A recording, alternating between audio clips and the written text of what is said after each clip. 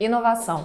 Como estimular esse conceito dentro do seu negócio? Como criar equipes interdisciplinares e incentivar a criatividade no dia a dia?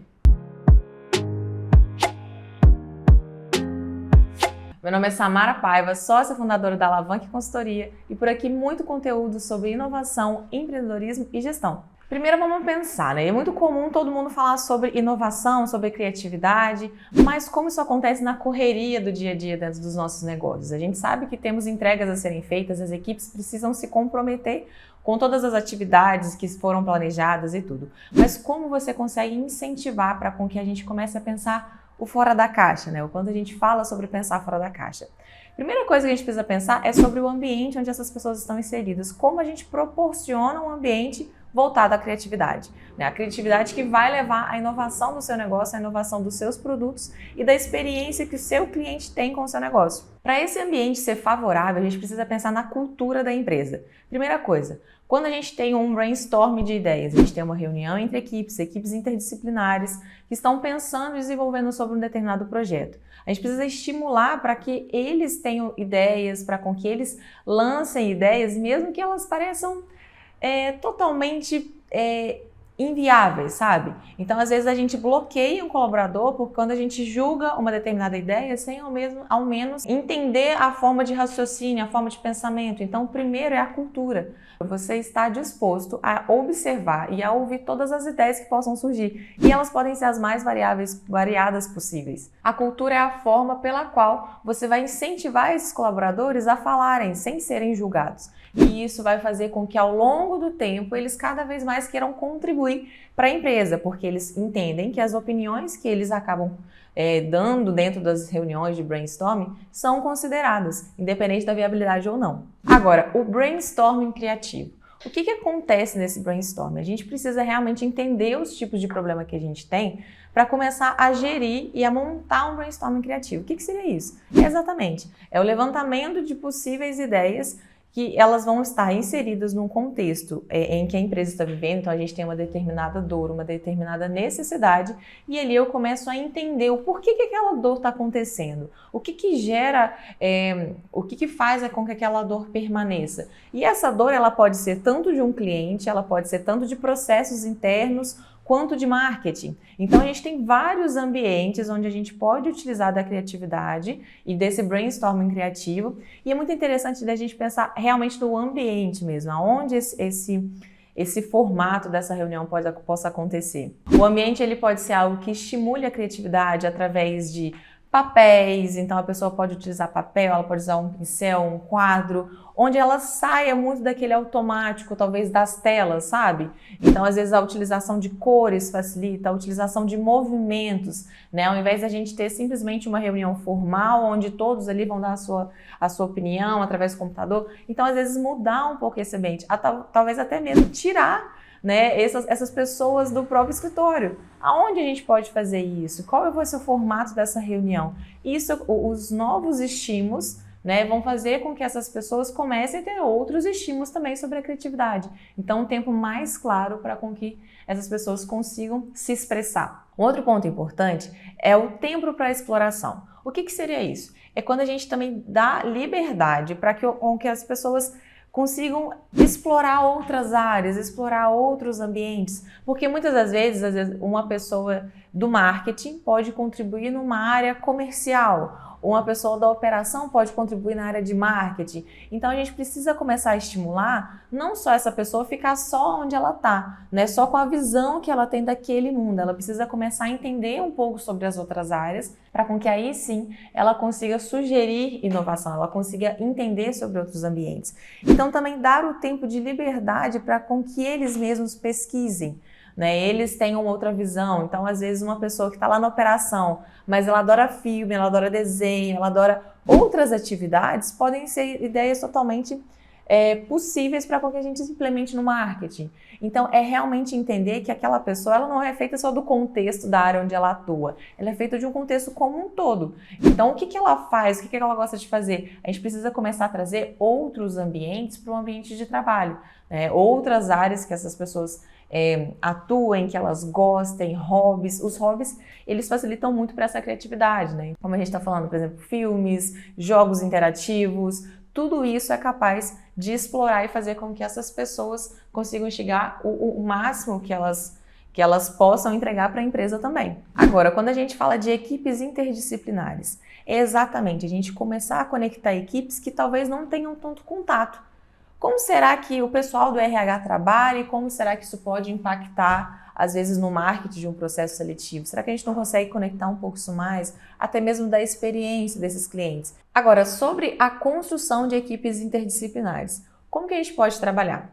Claro que quanto mais a gente conectar áreas diferentes, mais a gente vai ter uma visão como um todo do processo. E claro, pessoas que têm costumes totalmente diferentes, a área de exatas trabalhando com a área de humanas. Então tudo isso vai impactar para que a gente realmente desenvolva um potencial criativo, seja numa ideia de cliente, de ação de marketing, seja num projeto.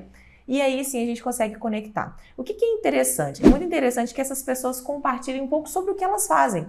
Até para, por exemplo, eu tenho uma ideia na área de TI, eu sou da área de marketing, eu tenho uma ideia da área de TI, mas eu não sei se isso é viável. Então, se às vezes uma pessoa de TI apresenta um pouco sobre como ela trabalha, o que é viável, dentro do que ela faz, as experiências que ela tem, ela consegue instigar as outras pessoas a pensarem sobre o que é viável. Porque tem hora que a gente às vezes não levanta uma ideia porque a gente pensa assim, isso não vai ser viável, não sei como é que faz isso, vai ser muito difícil.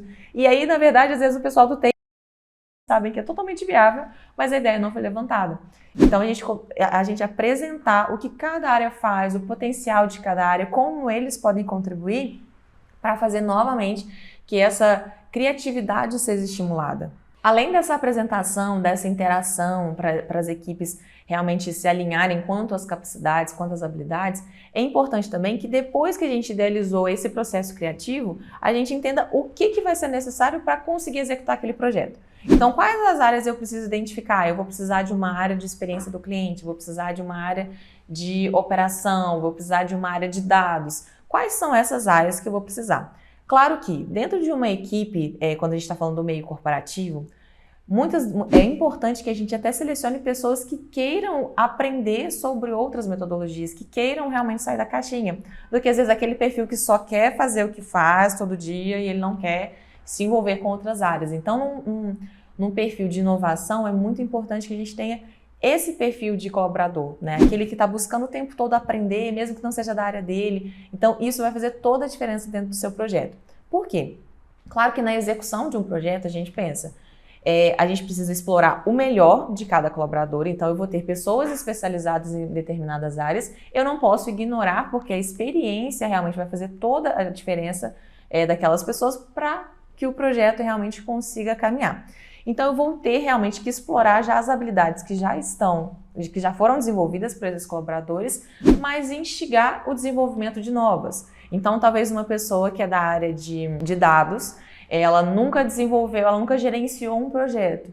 Então talvez eu consiga trabalhar a parte de gerenciamento de projeto daquela pessoa, que é uma outra habilidade que eu vou conectar, mas também aproveitar o que ela traz já da experiência. Então, novamente, a gente vai pegar o melhor de cada um e entender como a gente também pode desenvolver essa equipe. Porque geralmente as equipes de inovação, elas buscam pelo autodesenvolvimento também. Então, novamente, a gente precisa conectar para com que esses interesses também sejam atingidos, né? O desenvolvimento de novas habilidades nessas equipes. E conseguir realmente entender quais as áreas eu vou precisar desenvolver para cada projeto, quais as pessoas eu preciso para cada projeto e como eu vou encaixá-las, sejam em questões de habilidades técnicas ou até mesmo de habilidades gerenciais, porque dentro de um projeto de inovação, o que a gente vai precisar vai ser gerir projetos. Um outro ponto muito importante é a comunicação eficiente. Quando a gente tem um projeto de inovação, geralmente nós temos equipes diferentes, setores diferentes que precisam se integrar, precisam interagir para que o projeto realmente aconteça.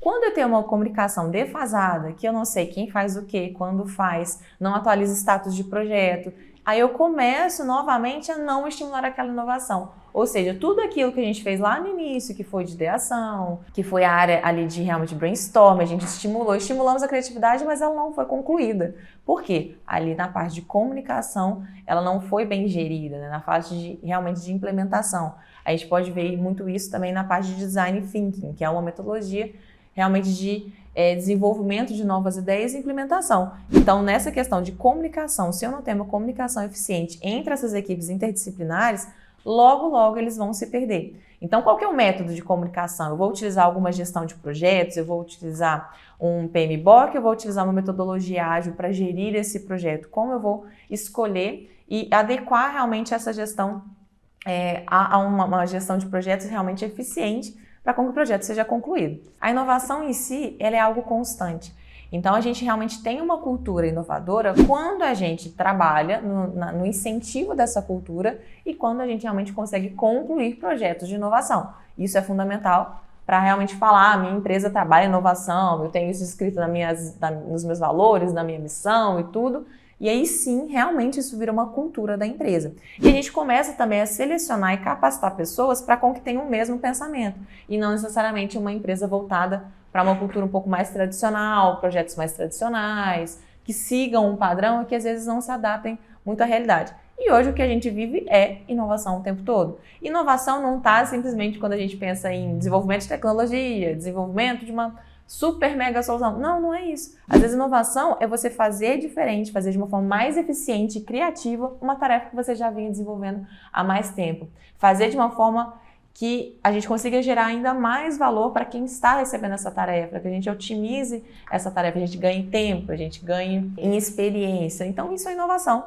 Então, que seja a inovação do dia a dia. Então, pode ser um projeto super simples, pode ser um projeto também bem complexo. Então, a inovação é a gente pensar ela como uma forma realmente de pensar todas as ações que a gente faz hoje, independente do tamanho da sua empresa. Por fim, se hoje em dia você não dedica tempo a estimular essa criatividade, aí sim a gente precisa repensar sobre como eu tenho trabalhado a inovação dentro do meu negócio.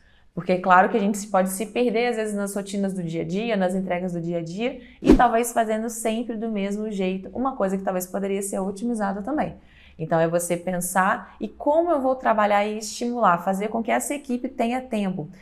Quando a gente tem empresas um pouco maiores, às vezes a gente determina times realmente voltados para a inovação. Talvez projetos que são até mesmo as pessoas se voluntariam mesmo para trabalhar em um determinado projeto, além das funções que ela já tem, porque ela quer buscar uma nova forma de aprender, uma nova forma de estar em outros meios, conhecer outras áreas, e aí sim, cada vez mais ela consegue desenvolver o próprio trabalho na área onde ela já atua. Então, desenvolver esses times possibilita que as empresas consigam enxergar novos destaques. Talvez essa pessoa não tenha tempo, não consegue mostrar muito destaque, a sua criatividade, porque ela realmente não tem tempo para aquilo. Ela está muito focada na operação. Então, criar esses times vai fazer total diferença dentro do seu negócio e também para o desenvolvimento dos seus membros. E se você gostou desse conteúdo, compartilhe com outra pessoa também que está buscando implementar a inovação dentro do seu negócio, ou então com equipes que buscam realmente estar em projetos de inovação dentro de um negócio, porque isso vai fazer toda a diferença. Então, assim, um método de inovação também é fundamental para com que realmente ela aconteça dentro da cultura do dia a dia do seu negócio.